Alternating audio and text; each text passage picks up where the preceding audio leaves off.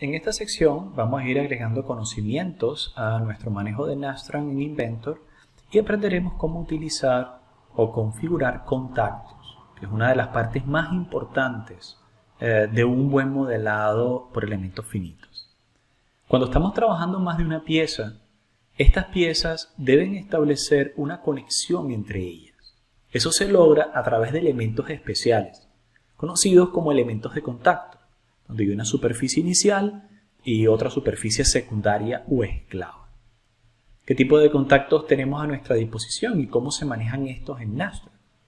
Bueno, los contactos se manejan en Nastran cuando existen más de una pieza. Así que ya no podríamos utilizar un archivo IPT porque esto es solo para una pieza, sino que deberemos utilizar archivos IAM, que son un ensamblaje de piezas. Hay más de una pieza.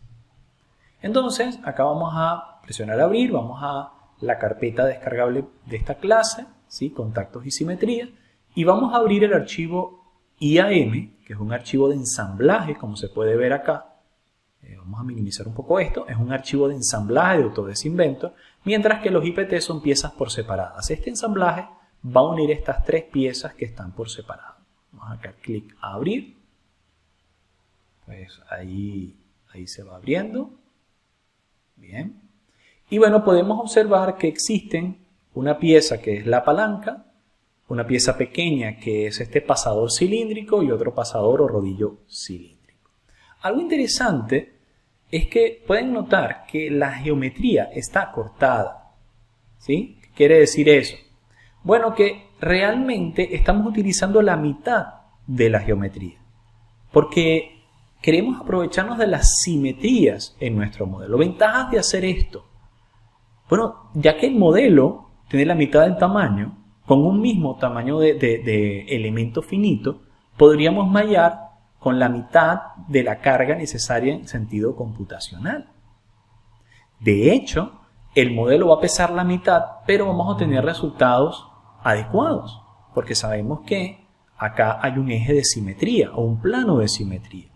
Solo que hay que saber definir el plano de simetría. Pero sin duda alguna es una ventaja. Y de hecho, ahora que vamos a incluir contactos, que por cierto pues genera la inclusión de los contactos pues más peso en nuestro análisis, qué importante es poder aligerar el peso computacional utilizando menos elementos finitos y sin embargo manteniendo exacta nuestra representación o idealización. Entonces vamos acá a entornos, activamos Autodesk Inventor Nastran, acá lo estamos viendo, ahí está cargando las herramientas. Y vamos a empezar a configurar nuestro modelo. Bueno, en primer lugar, noten que ha creado dos elementos, pero no queremos utilizar estos elementos, estas idealizaciones, así que nos vamos a venir acá a idealizaciones, clic derecho, bórralo todo, ¿sí? Le decimos Delete All para que lo borre todo. Vamos a crear las idealizaciones desde cero. Entonces, en primer lugar, creamos una idealización a la que vamos a llamar palanca. Esta va a utilizar un material que no va a ser acero suave, sino aluminio 1100-O. Entonces buscamos al seleccionar un material, buscamos por acá la biblioteca de materiales de Autodesk, escribimos AL, ya nos dirige a aluminio, específicamente estamos buscando no aleación de aluminio, sino aluminio 1100O. Este es, hacemos doble clic, carga las propiedades. Perfecto, inclusive ha cargado LSY, ¿sí? Esto va a ser interesante porque estamos diciéndole cuál es el límite de cedencia. Además está obteniendo una teoría de falla que nos va a dar un factor de seguridad, ¿sí? Cuando sobrepase este límite de cedencia entramos en rango plástico. Entonces lo que vamos a buscar es calcular un factor de seguridad para mantenernos dentro del rango elástico y esto va a ser a través del esfuerzo de von Mises. Presionamos OK. Ahora este material está cargado con respecto a la palanca, lo que nos falta es asociar la geometría, que va a ser esta que está acá. Asociamos esta geometría. Noten que cuando estamos utilizando ensamblajes, pues sí que se activa la opción de seleccionar geometría, porque puede haber más de un objeto cuando creamos un sólido. A continuación vamos a crear otra idealización. En esta idealización lo vamos a llamar pasadores cilíndricos, pasadores simplemente. Vamos a utilizar otro material. directamente de la biblioteca. Así que seleccionamos un material, en este caso va a ser una aleación de acero, aquí está, hacemos doble clic, carga los datos, la aleación de acero, perfecto, le decimos OK y esto lo vamos a asociar a estos dos objetos, ¿okay? A estos dos pasadores y presionamos OK. Entonces tenemos la palanca que es de aluminio, desplegamos y tenemos los pasadores que son de aleación de acero. Perfecto. Entonces está adecuadamente configurado. Lo siguiente es empezar a configurar las cargas. Vamos a configurar en primer lugar las cargas. ¿Okay? Entonces vamos a crear una carga que no está configurada todavía. Ya sabemos que es una carga de 1000 newtons a Z negativo. Esto está fácil. Vamos a colocar por acá 1000N, pues ya estamos acostumbrados a este tipo de carga en este modelo. Ahí está representado. Y a continuación, antes de empezar a crear las restricciones, es importante definir cuáles van a ser nuestros contactos. ¿Dónde van a producirse los contactos? Entre cuerpos o superficies. No necesariamente tiene que ser un cuerpo, puede ser elementos tipo shell, ¿okay? En este caso son volúmenes. Pero acá hay dos superficies de contacto. Hay una superficie de contacto externa, que es la del elemento de aluminio, y hay otra superficie de contacto interna, que es la del elemento de la aleación de acero. Lo mismo ocurre en este caso, ¿no? Hay dos superficies cilíndricas de contacto. Es importante darse cuenta de que cada idealización implica dar y tomar, es decir, hay que conseguir un equilibrio. La mayoría de las veces uno toma cuando quizás mejora la velocidad al uso de simetrías y así por el estilo, o simplifica las condiciones de contacto. Pero por lo general se da cuando uno quiere mejorar la precisión de la simulación y aumenta el mallado o requiere de simulaciones un poco más lentas al incluir más factores. Una idealización perfecta produce exactamente la misma respuesta de la interacción de las partes físicas, pero a veces esas idealizaciones perfectas son muy costosas en sentido computacional. Entonces la idea es buscar un equilibrio entre idealizar y acercarnos a la realidad de tal manera que los resultados se acepten, sean aceptables, mientras que el costo computacional no sea tan elevado. En este caso estamos trabajando cosas muy simples, pero cuando empecemos a trabajar estructuras más grandes, conexiones de acero, apernadas o soldadas, o empecemos a trabajar dimensionado para vigas de concreto con refuerzo interno, esto puede volverse del orden de millones de elementos finitos por modelo.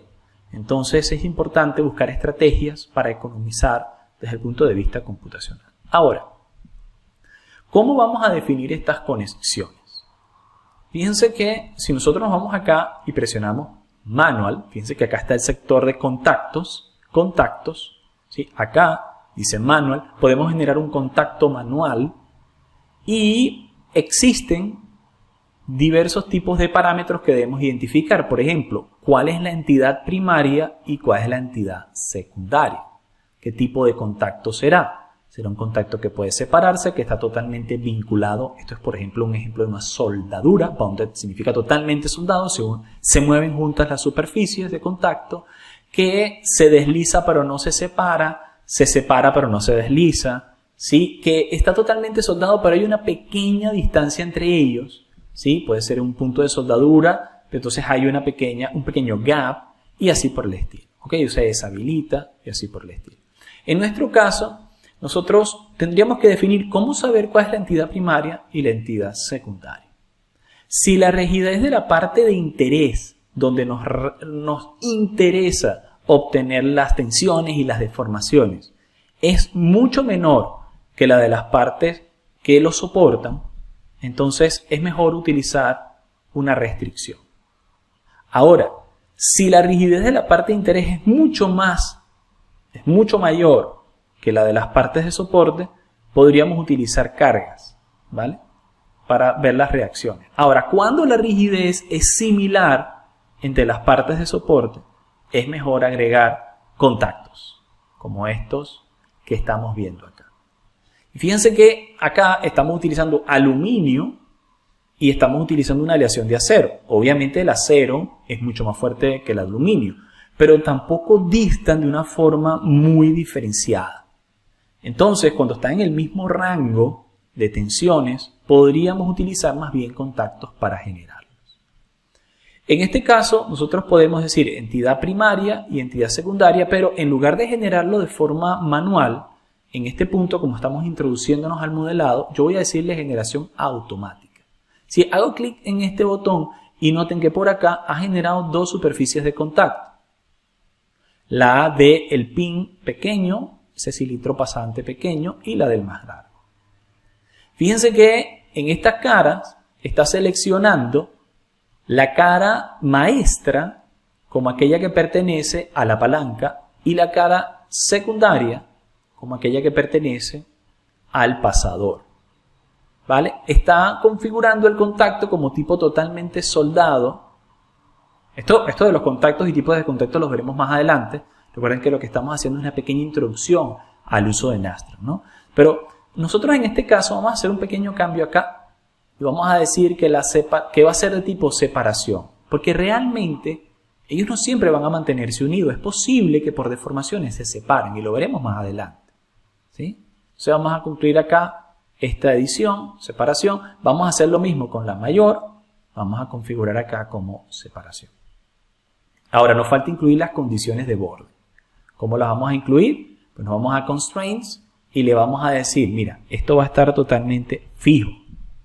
¿Ok? Totalmente fijo. ¿Qué va a estar fijo? Esta superficie y esta otra. Porque estos pasadores se supone que están conectados o forman parte de un elemento que no se mueve, que está en el exterior. Así que lo podemos considerar totalmente fijo, ¿okay? Este pasador. Quizás no hay un agarre a todo lo largo del pasador, pero sí que está fijo en su extremo. Entonces estas dos superficies las podemos considerar fijas. Pero hay que hacer algo más. Hay que hacer algo más. ¿Por qué? Porque a diferencia de nuestro modelo anterior, esto es un modelo que ha sido recortado, ¿sí? Ha sido minimizado gracias a la simetría. Entonces, hay que decirle que existe una simetría, porque si no, esto te va a deformar como si fuese un cuerpo totalmente, digamos, modelado, ¿no? Y no es así. Aquí falta la mitad. Entonces, debemos garantizar que existe una simetría por estos elementos que han sido cortados. ¿Cómo lo logramos? Nuevamente con restricciones. Pero a este le vamos a cambiar el nombre. Vamos a llamarlo simetría. Acento en la I. Perfecto. Entonces, en esta simetría, ¿cómo la vamos a definir? Hay que identificar con respecto a cuál eje hay una simetría.